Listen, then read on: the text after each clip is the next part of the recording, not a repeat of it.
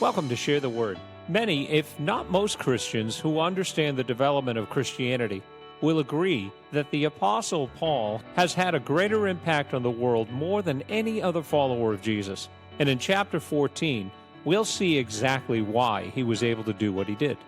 Paul spearheaded a movement that his opponents said was turning the world upside down. Let's listen in.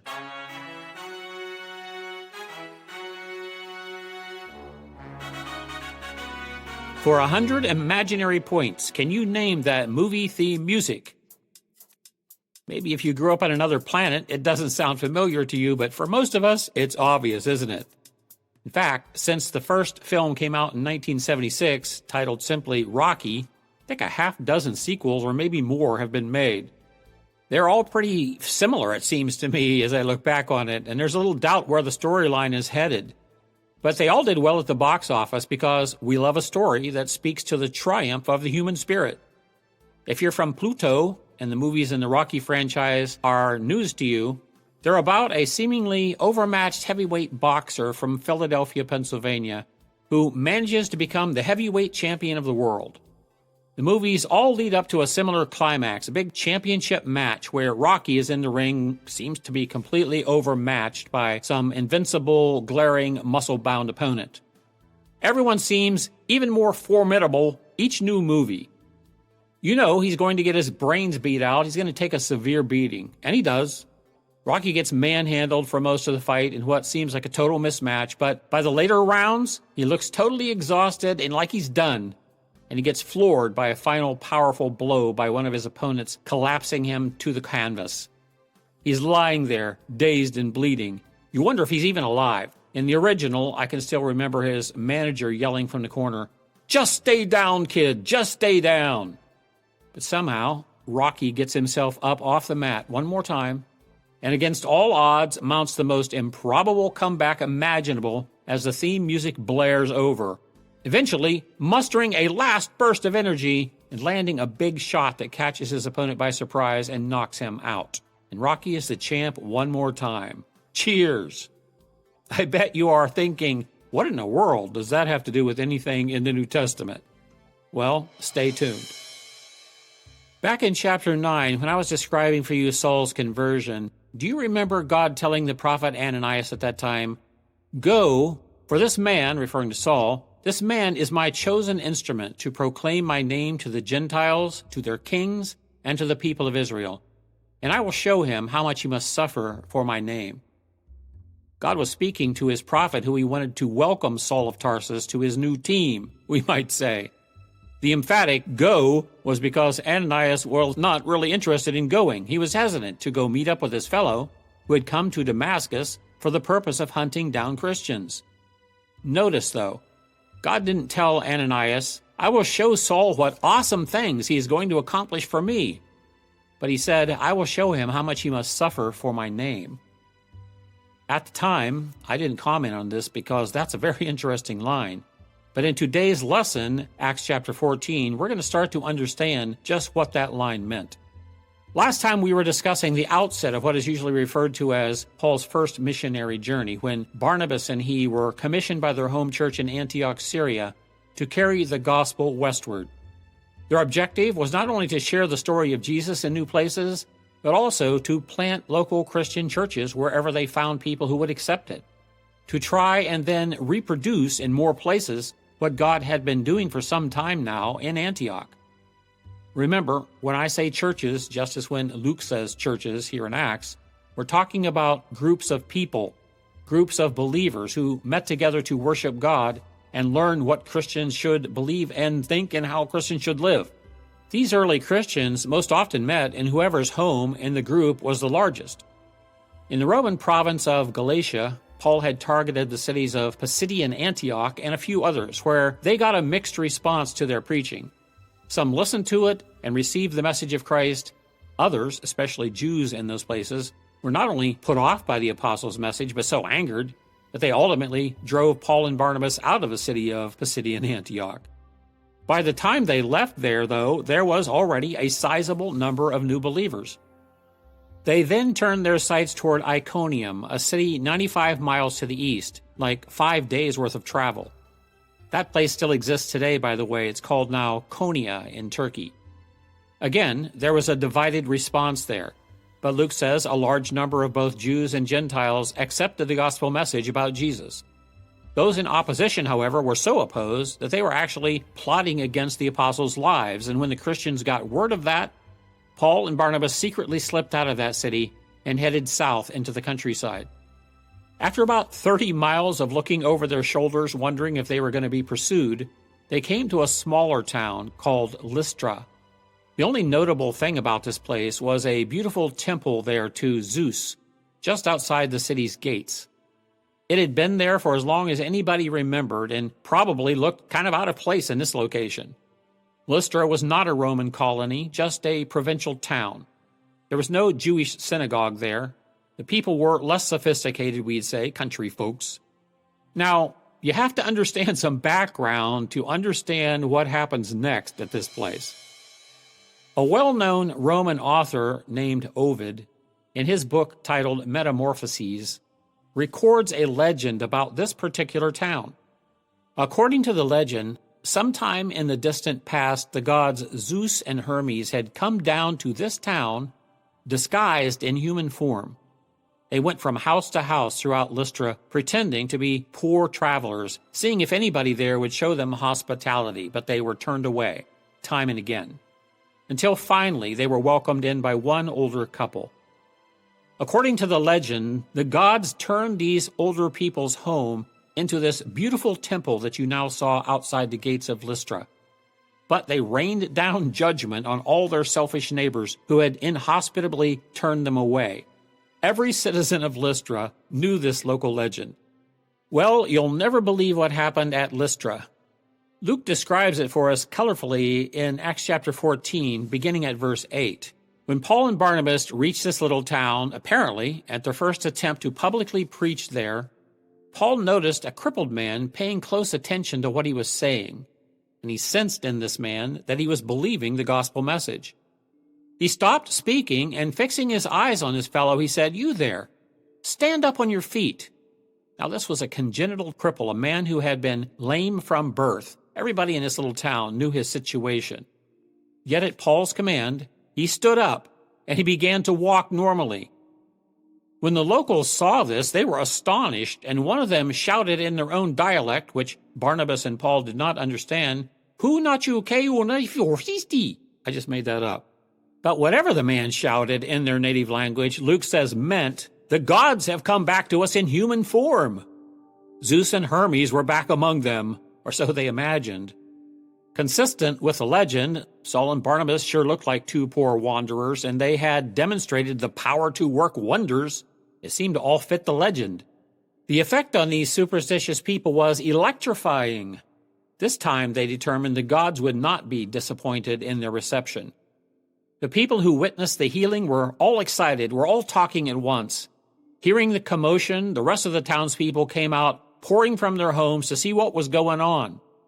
Someone from among them ran outside the gates to the nearby temple and reported all this to the priest of Zeus, who immediately started preparing a sacrifice to Zeus and Hermes, a.k.a. Paul and Barnabas. Back in town, the people were celebrating and cheering, and Paul and Barnabas were trying to figure out what was going on. Can you see them looking at each other like, "Wow, is this the best reception we've ever had, or what?" Soon the priest of Zeus and his attendants came through the gates, and they had oxen to sacrifice to them, Zeus and Hermes, a.k.a. Paul and Barnabas, and had wreaths like crowns to place on their heads.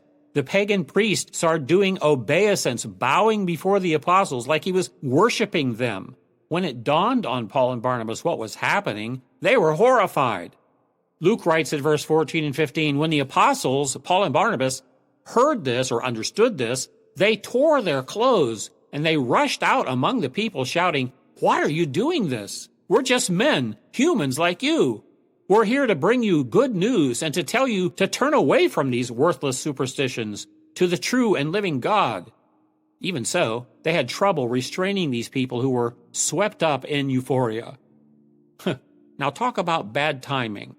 Just at this point, Some of the enemies of the gospel Paul and Barnabas had made in Pisidian Antioch and Iconium had been, in fact, tracking them. And they arrived in Lystra, and they began telling this throng of simple people, "These men are not gods. They're impostors, in fact, troublemakers that we had to run out of our cities. They are deceivers." The citizens of Lystra felt betrayed now and belittled, and very quickly their sentiments turned sharply against the apostles. Ready to worship them as gods moments before, they now turned into an angry mob. They seized and put Paul against the city wall, and then the rocks started flying. They were stoning him. Wow. Can you imagine what must have been flashing through Paul's mind in that change of events? Could he have been thinking how, in another lifetime, he himself had aroused the mob to stone the martyr Stephen in Jerusalem? He didn't have to think very long, though, because they weren't pelting him with little stones. They were hurling rocks, and they were landing. Paul went down under the hail of rocks, and the mob didn't stop until he lay crumpled, bleeding, and motionless. Taking him for dead, they dragged his body outside their city walls. As the angry mob was dispersing, a few of those who had been receptive to Paul's message, along with Barnabas, encircled his body, stunned at the rapidness with which this had all happened. Take a good look at that scene. Christ's apostle, stoned to death, they thought, for trying to share the good news. Barnabas, I'm sure, was in shock. What's he supposed to do now? He must have been thinking as he stood over his friend's lifeless body. But then wait. He moved. He groaned. Paul half opened one of his eyes and through wincing pain said to Barnabas, "Hey, do you think you can get me up there, Zeus?" At least I'd like to believe that's what he said. And Paul did get up. And do you know what? Do you know what he did next? Luke says that he and Barnabas marched right back into that little town whose citizens had just stoned him and left him for dead. I'm willing to bet nobody there laid another hand on him either. The astonished townspeople were thinking, wait a minute, isn't that the guy we just killed a little while ago? Such were the amazing but harsh realities that Paul and Barnabas faced on their first missionary journey. They traveled all in all about 1,600 miles on foot. Paul didn't just get back up and go into Lystra. They also circled back through Iconium and Pisidian Antioch and the other towns they had recently gone through and evangelized. Because remember, he was determined not just to preach the gospel in these places, but to help plant churches in these places. So they backtracked through Galatia, courageously entering one town after another, places where they had been threatened, beaten, and stoned. They met with a people there who had embraced the message of Christ. They designated certain ones of them as leaders. They gave further instructions about how to form a church and likely left them with some documents about the life of Jesus that they had prepared for this expedition. They were not going to leave these people as orphans. Luke writes at the end of this chapter, "Finally, they returned by ship to Antioch, Syria, where their journey had begun. The believers there had entrusted them to the grace of God to do the work that they had now completed. Upon arriving in Antioch, they called the church together and reported everything that God had done through them and how he had opened the door of faith to the Gentiles." This chapter demonstrates something so important we need to grab hold of. Tell me, what kind of people accomplish great things? Not just important things spiritually, but pretty much anything of significance. When I think of Saul of Tarsus, now the Apostle Paul, a word comes to mind, and the word is resilience. A person who is resilient is someone you cannot keep down, a person who keeps bouncing back, a person who keeps on keeping on, as we say, no matter what. Paul's ministry started with difficulties, proceeded with hardships, included plenty of suffering along the way, but he achieved startling successes. The results of his work and his ministry are still reverberating to our day. The difficulties, the hardships, the suffering, those were just necessary obstacles he saw on his course to accomplish something that God had in mind for him, something of great significance. And that's why this particular man was chosen. He was called the chosen instrument, to whom God entrusted this great mission of opening the gospel to the Gentile world. Remember, to the incredulous prophet, God had said, "I will show him how much he will suffer for my name." By the time the apostles set sail for their home church in Antioch, Syria, all in all, in this expedition, the first missionary journeys we call it, it had lasted a little more than 2 years. 2 strenuous years, a marathon of being bent, of being pressured, of being stretched. But because they were resilient, they always kept coming back to form and pressing on. They completed their mission. Wouldn't you have loved to have been at the service at their home church in Antioch when they first told about these experiences on this trip firsthand? Slides or no slides? Sure, it had been very hard. Very hard. Paul had scars in his body to show for that. But so many people had heard the gospel. A sizable number had believed the message, and now several infant churches had been planted in the Roman province of Galatia, more than 800 miles from Jerusalem. I love Paul's words as he later writes about this expedition. This is in 2 Corinthians chapter 4. He said, "And so, since God in his mercy has given us this wonderful ministry of sharing the good news, we never give up. Though we are pressed on every side by troubles, we are not crushed and broken. Though we are perplexed, we don't give up and quit. We are hunted down, but God never abandons us. We get knocked down, but we get up and we keep going." Honestly, when I consider the Apostle Paul's life, I'm embarrassed, frankly, to even consider any of the problems that I've had to put up with as anything. Yet, when we're going through them, our struggles certainly seem real. Mine have. Have you ever felt, to use Paul's words, pressured from every side by troubles? Ever felt crushed by disappointments, as he said, perplexed over why God allows crazy things to happen to you? Wondered why people are against you when you're just trying to do the right thing and help them? Have you been knocked down and knocked down and knocked down? I have only one application question from Acts chapter 14. I was challenged by this as a young man when I first started entering the ministry, and someone told me, the test of your character is what it's going to take to stop you. Think about that. The test of your character is what it's going to take to stop you. So what does it take to stop you? Have you given up on a dream that you believe God at one time put in your heart? Have you given up on a calling that you know God had on your life? Are you one who is always ready to take your ball and go home when things don't go the way you had hoped? Are you thinking about giving up on a marriage that you committed yourself to? Have you given up on a friendship where someone has for some reason hurt or disappointed you? Have you given up on sharing your faith because you didn't get the results you expected?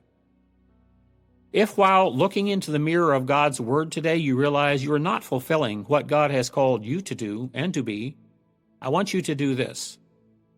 Close your eyes for a moment if you can. Try and visualize Paul lying prone in the dust outside Lystra city wall where he'd been dragged and left for dead. He's wiping the blood from his face. He's first onto his knees. Ouch, ouch, ouch. He's onto his feet. Steady me, friends. He's dusting himself off, and then he's heading back into that town. This fellow must have frustrated the devil to no end. What resilience he exhibited. Unlike the fictional Rocky, this was a real-life champion, a champion for the cause of Christ. Often knocked down, but never knocked out. Thanks, Paul. As always, another incredibly insightful episode. You know, today I met a young man at a Christian convention, and our conversation steered to his project of highlighting pastors and material that promote the gospel. Well, divine providence is always at work, and we look to God to provide those, like you, to help spread the word. Please take a moment and send a link or talk to your family and friends and let them know about Share the Word. Visit sharetheword.org for more information, and of course, you can always email us at info@sharetheword.org. From all of us at Share the Word, our blessings and prayers go out to all of you.